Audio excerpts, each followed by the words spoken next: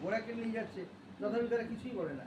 এরকম পরোপকার দেখতে পাওয়া যায় না, এবং এরা অত্যন্ত নিজের ঘনিষ্ঠ আত্মীয়র মতো এরা পরসেবা করছে।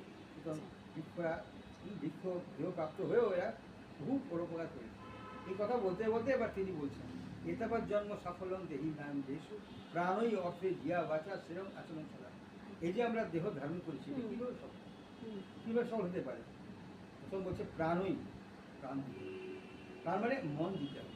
প্রাণ মানে দেয়া মানে এরকম না যে রাখি বললাম কৃষ্ণ বলে, এরকম না, অন্তর দেওয়া। বলে না আমরা ওকে প্রাণ দিয়ে ভালোবাসি, প্রাণ অন্তর দিয়ে, অন্তরটা দিতে হবে। যে কৃষ্ণ বলেন গীতার মধ্যে মন না, মনটা আমাকে দাও। বেশ, কিন্তু মনটা আমাদের না জায়গায় ইনভেস্ট করা রয়েছে, এখানে সেখানে সমাজে পরিবারে সংসার অনেক জায়গায় দিয়ে দেওয়া আছে, মোটা তোলা ভাই মুশকিল। তাহলে কি করতে হবে? নেক্সট কি হতে পারে? প্রাণই অর্থই, অর্থ, কষ্টার্জিত অর্থ বিষয় হরিগুরু বৈষ্ণব সেবাতে লাগাতে পারলে তাও জীবন ধর্ম হবে। তো কেউ বলছে যে আমার তো সেরকম কিছু পাইনি, সেরকম সম্পদ কিছু নেই, তাহলে আমরা কি করবো? তার জন্য ব্যাপার আছে ধিয়া বাচা, বুদ্ধি বাক্য এবং দেহ। বুদ্ধি কিংবা বাক্য কিংবা দেহ দিয়ে হরিগুরু বৈষ্ণব সেবা করো, তবে তোমার জীবন সফল হবে। বুদ্ধি দিয়ে মানুষকে বোঝাও হরিভজনের কর্তব্যতা, বুদ্ধি দিয়ে তুমি সকলকে জানাও, মন্দির কেন্দ্রিক করো, আশ্রম কেন্দ্রিক করো, সাধুসঙ্গ করার চেষ্টা করো, আর বাক্য দিয়ে সেসব কথাগুলো বলো, আর দেহ দিয়ে যতটা পারবো কায়িক সেবা তুমি করো।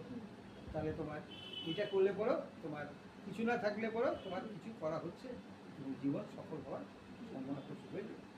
কথা আমরা খ্রিস্টের মুখ থেকে আমরা পাচ্ছি শ্রীমদ্ ভাগবতে।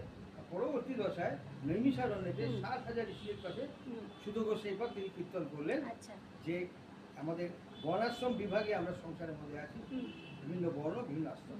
বর্ণাশ্রম ধর্ম সকল হওয়ার উপায়টা তিনি বলে দিলেন যে অনুষ্ঠিত ধর্মস্ব সংসিদ্ধি হরিতোষণ। আমাদের এই যে বর্ণাশ্রম ধর্ম, সেটা সফল হতে পারে হরিতোষণের দ্বারা। হরিতোষণ করলে পরে আমরা যে যে বর্ণেই আসি না কেন, যে আশ্রম থেকে আসি না কেন, সেটা সফল হবে, সার্থক হবে।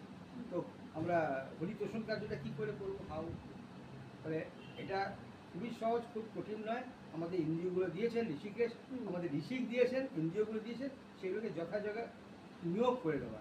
চোখ দিয়ে প্রভুকে দর্শন করবো, বৈষ্ণব দর্শন করবো, তীর্থ দর্শন করবো, কান দিয়ে তার নাম গান হরিকথা শুনবো, জিহ্বাদি চরণামৃত মহাপ্রসাদ সেবা করবো, তার নাম গান চোখ কীর্তন করবো, জপ করবো, যেমন তারপরে হাত দিয়ে মালা গাঁথা, অন্ন রান্না করা, মন্দির বর্জন করা, চরণ দিয়ে তীর্থ পরিক্রমা, মন্দির পরিক্রমা, এসবগুলো তুলসী বলে করবো। নাক দিয়ে ভগবানের চরণ স্পৃষ্ট তুলসী পাতা আরতি ধূপের গন্ধ নাকে নিয়ে নেবো, মাথা দিয়ে তাকে প্রণাম করবো। এইভাবে এক একটা ইন্দ্রিয়গুলোকে